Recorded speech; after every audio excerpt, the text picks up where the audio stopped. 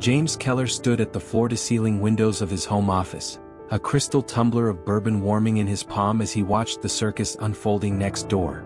Moving trucks lined the circular driveway of the Ashworth estate, the crown jewel of Beacon Hills that had sat empty for 2 years after the tech mogul's messy divorce. "Whoever bought that place has serious money," James muttered to himself, taking a sip of the 25-year-old Macallan. The asking price had been $42 million, and that was before the new owner's obvious renovations. He'd watched crews install new security gates, landscape the already pristine gardens, and deliver what looked like museum-quality art pieces. His curiosity was more than idle neighborhood gossip. In the insular world of Silicon Valley's ultra-wealthy, new arrivals were either allies, competitors, or curiosities. James had built Keller Innovations from a garage startup into a tech empire worth $8 billion, and he knew every player worth knowing in their exclusive circle. A flash of movement caught his eye. The new owner emerged from the main house, directing the movers with confident gestures. Even from this distance, James could see she commanded respect.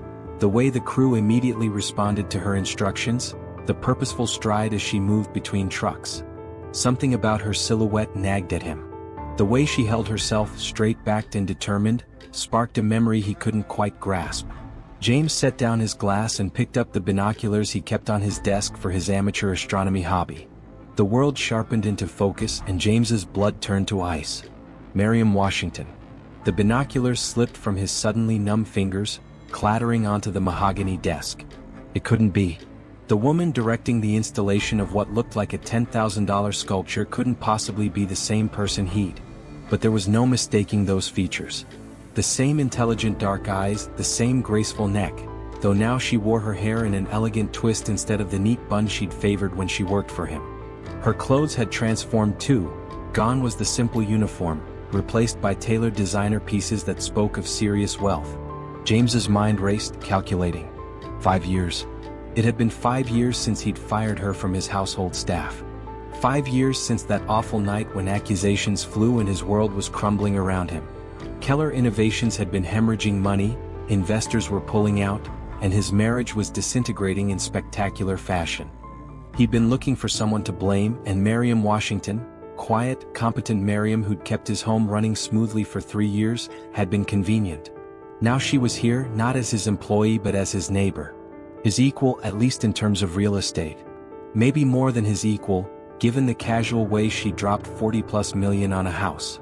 James watched as she signed for a delivery, her signature confident and quick.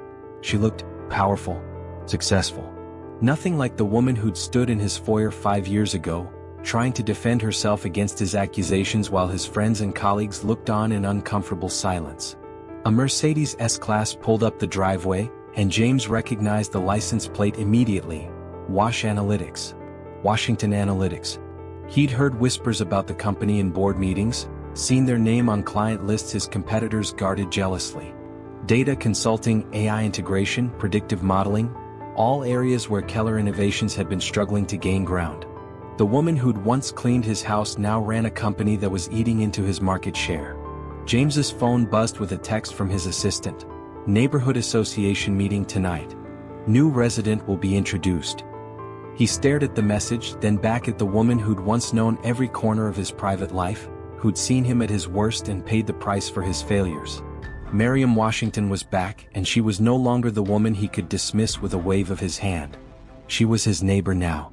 And from the looks of things, she'd won. 5 years earlier. The Keller mansion buzzed with the energy of Silicon Valley's elite. James had thrown the party as a desperate last-ditch effort to save his company. Investors, board members, and potential buyers mingled in his marble foyer, their conversations worth billions in potential deals. Mariam moved through the crowd like a shadow, refilling champagne glasses and clearing plates with the quiet efficiency that had made her invaluable over the past 3 years. She'd learned to read the rhythms of James's world, anticipating needs before they were voiced, becoming invisible when necessary. The Wellington woman knows her business, she overheard one investor tell another. But Keller's bleeding money. Too many failed ventures, too much ego-driving decisions. James stood near the grand staircase, his laugh too loud, his gestures too animated. Mariam had watched him spiral over the past months. The failed product launches, the divorce proceedings that had become tabloid fodder, the nights when he'd drink alone in his study until dawn. She'd seen him at his most vulnerable, cleaning up the debris of his crumbling empire morning after morning. She genuinely felt sorry for him, even admired how hard he was fighting to save his company. Which made what happened next all the more devastating. "Has anyone seen my grandmother's brooch?" James's voice cut through the party chatter around midnight. "The diamond one? It was in the study safe." Mariam was in the kitchen, directing the catering staff through the final cleanup, when she heard the commotion growing louder. By the time she reached the main room, James was standing on the stairs, his face flushed with alcohol and panic. "Someone took it," he announced to the remaining guests. "A family heirloom worth $200,000 doesn't just disappear." The room fell silent. Mariam felt her stomach clench as she saw the direction of his gaze sweeping across the staff members, lingering on her longer than the others. "Sir?" She stepped forward, her voice steady despite her racing heart. "I can help you search. Maybe it fell behind you." James pointed directly at her, his words slurring slightly. "You were cleaning my study this afternoon." "Yes, sir. I dust the safe every Tuesday, but I never..." "Never what?" "Never thought anyone would notice." His voice rose, and Mariam felt the eyes of 50 of the city's most powerful people boring into her. "You're the only one with access to that room when I'm not there." "Mr. Keller, please?" Mariam's voice remained calm, but her hands trembled. "I would never steal from you. You know me." "Do I?"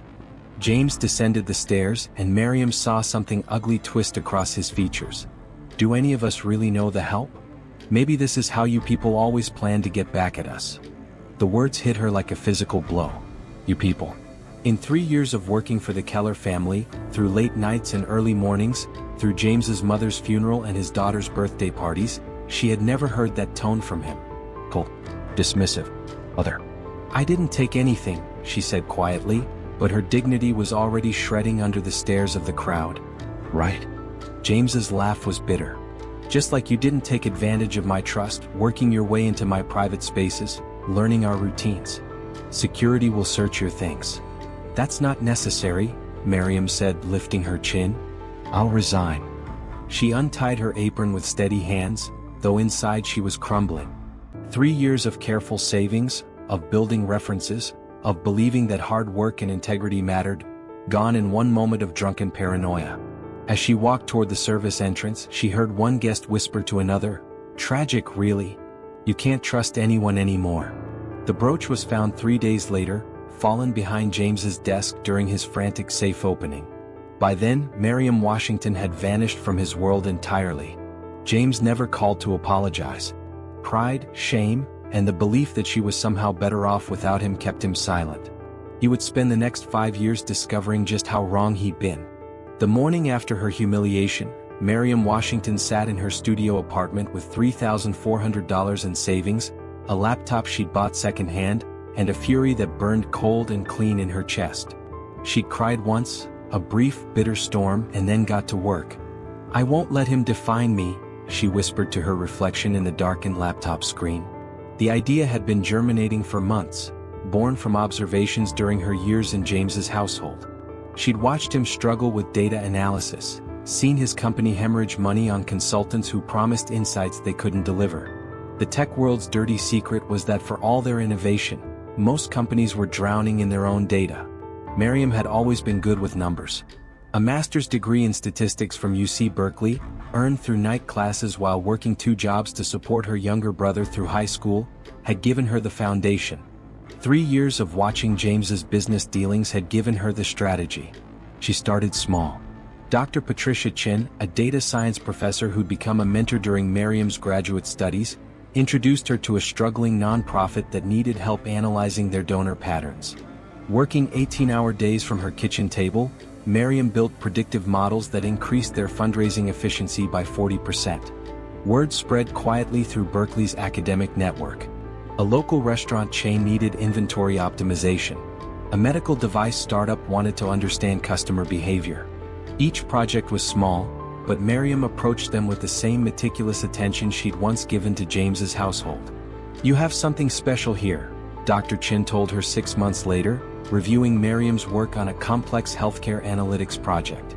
Have you considered making this official? Washington Analytics was incorporated on a rainy Tuesday morning, with Mariam as its sole employee and CEO. She moved to a shared workspace in Oakland, surrounded by other entrepreneurs clawing their way toward success. While they pitched venture capitalists and dreamed of billion-dollar valuations, Mariam focused on one thing: being undeniably excellent. Her breakthrough came in year 2, when she correctly predicted a major tech company's user retention crisis 3 months before their internal team saw it coming. The client was so impressed they recommended her to 5 other firms. By year 3, Washington Analytics had 12 employees and a client list that included 3 Fortune 500 companies. Now, 5 years after that devastating night in James's foyer, Mariam stood in the marble entryway of her own mansion, watching movers position a sculpture she'd bought at auction. The irony wasn't lost on her. She purchased it from the estate sale of one of James's former investors, a man who'd watched her humiliation without speaking up. Through the window, she could see James's house next door, the place where she'd once known every room, every routine, every vulnerability. The place where she'd learned that talent and loyalty meant nothing if you didn't have power to protect yourself. Now she had that power. The question was what she'd do with it. The Beacon Hills Neighborhood Association meeting was typically a genteel affair. Complaints about landscaping, discussions of charity galas, subtle competitions over who'd vacationed where. James arrived early, positioning himself near the back where he could observe without drawing attention. He'd spent 3 sleepless nights rehearsing what he might say to Mariam. Apologies, explanations, justifications. None of them felt adequate for the magnitude of what he'd done. But he had to try. Mariam entered 15 minutes late, and the room's energy shifted immediately. Conversations paused mid-sentence as heads turned to assess the newcomer. She wore a navy blazer that probably cost more than most people's monthly salary, her presence commanding attention without effort. "Ladies and gentlemen," announced Margaret Whitmore, the association president, "I'd like to introduce our newest resident, Ms. Mariam Washington, CEO of Washington Analytics." The polite applause was punctuated by murmurs of recognition. James heard the whispers, "That's the company that predicted the Henderson Tech collapse. Didn't she just steal the Morrison Industries account from Keller?" Mariam's smile was polished, professional. "Thank you for the warm welcome. I look forward to contributing to this community." Her eyes swept the room and landed on James. For a moment, her composure flickered, just barely, but he caught it. Then her expression hardened into something colder than indifference. After the meeting, James approached her in the parking lot, his heart hammering against his ribs. Mariam. Her name felt strange on his tongue after 5 years. She turned slowly, her car keys already in her hand. "Mr. Keller. We need to talk. About what happened. Do we?" Her voice was calm, controlled. "I don't recall having anything to discuss with you. Please." The word came out rougher than he intended. "I know I can't undo what I did, but I need you to know." "What you need," Mariam interrupted, "is not my concern anymore." She clicked her key fob, and her Tesla's lights flashed. "I'm not your employee, James. You don't get to summon me for conversations when it's convenient for your conscience." Heat flashed across James's face. Several other neighbors were lingering nearby, pretending not to watch. "I found the brooch," he said quietly. 3 days later. "It had fallen behind my desk." "I know." Her response surprised him. "Dr. Chin mentioned it when she heard I'd been let go. Apparently you told the cleaning service when they asked for references." The casual mention of references, the professional damage he'd never even considered, made his stomach clench. "Mariam, I'm sorry. I was drowning and You were looking for someone to blame who couldn't fight back." Her words cut clean and deep. "Someone you could dispose of without consequences. Someone whose reputation didn't matter to people like you." "That's not," James started, then stopped. Because it was exactly what he'd done. "I've spent 5 years proving that your opinion of me was wrong," Mariam continued. "But here's what I learned: I never needed your validation in the first place." She opened her car door, then paused. "For what it's worth, James, I hope your conscience eventually finds peace. But it won't be through me." As she drove away, James noticed the small crowd that had gathered, their faces a mix of curiosity and calculation. By tomorrow, the story would be all over their social circle. By next week, it would reach business networks. Margaret Whitmore approached with barely concealed delight. My goodness, James. Such history between neighbors. How fascinating. James watched Mariam's taillights disappear around the bend, realizing that his comfortable world of assumptions and second chances was about to become very uncomfortable indeed. The Meridian Systems contract was worth $40 million over 3 years. The kind of deal that could reshape a company's trajectory. James had been courting them for 6 months, confident that Keller Innovations' established reputation would seal the victory. He walked into the final presentation meeting expecting a formality. Instead, he found Mariam Washington seated at the conference table, a sleek portfolio open in front of her. Ms. Washington will be presenting the Washington Analytics proposal first, announced David Meridian, the company's CEO. Then we'll hear from Keller Innovations. James felt his carefully prepared confidence crumble. He hadn't known she was bidding. Mariam's presentation was flawless. She dissected Meridian's data challenges with surgical precision, proposed solutions James hadn't even considered, and backed everything with case studies that made his own portfolio look amateurish. Her team's demo was seamless, their pricing competitive, their timeline aggressive but realistic. When his turn came, James stumbled through talking points that suddenly seemed generic and outdated. Every innovation he'd planned to highlight, Washington Analytics had already improved upon. Every problem he'd identified, they'd solved more elegantly. Thank you both, Meridian said after James finished. We'll be in touch. In the parking garage, James caught up with Mariam as she loaded her materials into her car. That was impressive, he said, meaning it despite his frustration. She looked up, surprised by his tone. Thank you. How did you know about their user retention issues? That wasn't in their RFP. I didn't just read their public data, Mariam replied. I listened. When David mentioned his daughter's gaming habits at the industry mixer last month, I connected it to their demographic shift. When their CTO complained about legacy system integration at the Berkeley Tech Talk, I realized their real problem wasn't what they thought it was. James stared at her. You built an entire proposal around conversations at social events? I built it around understanding their actual needs instead of what they think they need. Mariam closed her trunk. It's the difference between wanting to be right and wanting to help. The words hit harder than any accusation.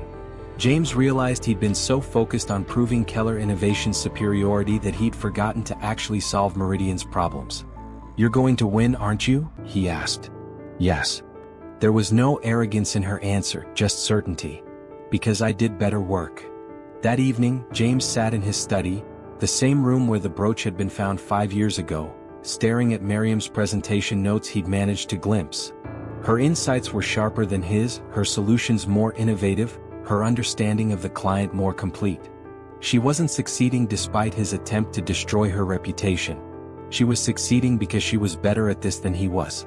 The realization was devastating. For 5 years, he carried a narrative that his accusations, while wrong, were understandable given the circumstances. He told himself he was protecting his business, his employees, his family's legacy. But sitting in the dark, James finally faced the truth. He targeted Mariam not because she was suspicious, but because she was convenient. Because she was black, because she was a woman, because she was his employee. Because he could destroy her credibility with accusations he'd never dare level at someone who looked like him. His phone buzzed with a text from his assistant. Meridian chose Washington Analytics. Contract signed this afternoon. James set the phone down and poured himself a drink. Outside his window, lights glowed in Mariam's mansion. The success he tried to steal from her, built into something greater than he'd ever achieved. For the first time in 5 years, James Keller began to understand the true cost of what he'd done. James started with his housekeeper, Elena, who had worked for him for 2 years since Mariam's departure. Did I ever? He began, then stopped. The question felt impossible to voice. Have I ever treated you unfairly? Said things that were inappropriate? Elena's careful expression told him everything. Mr. Keller, you are a good employer. That's not what I asked. She set down her cleaning supplies, choosing her words carefully. Sometimes, when you are stressed, you speak differently to me than to your business associates. As if my opinions matter less. The observation landed like a physical blow. James thought of board meetings where he'd valued input from the most junior analyst, contrasted with how he'd dismissed Elena's suggestion about a more efficient cleaning schedule just last week. "I'm sorry," he said. "I need to do better."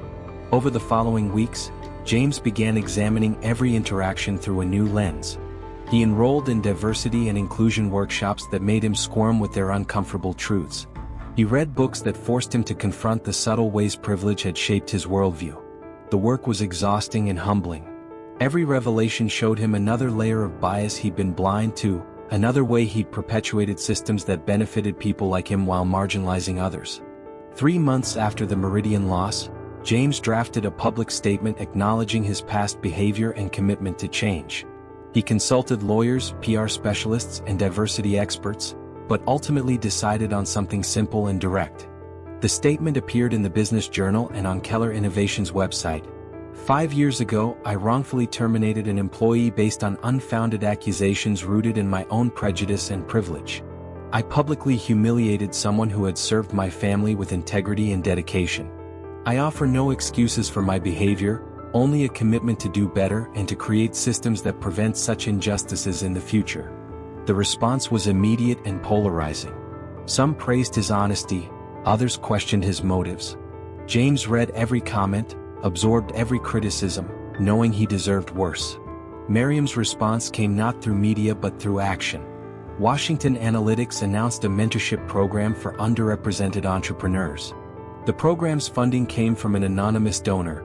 James suspected it was her own money, and its mission statement pointedly emphasized supporting those who have been overlooked or dismissed by traditional power structures. James sent her a private email. "I saw your announcement. It's exactly what the industry needs. I'd like to contribute if you'll accept it." Her reply was brief. "Send the check to Dr. Patricia Chen at UC Berkeley. She'll know what to do with it." No acknowledgement of his public statement. No absolution. Just redirection toward something productive. At the Neighborhood Association's next meeting, Mariam nodded politely when she saw him but didn't approach.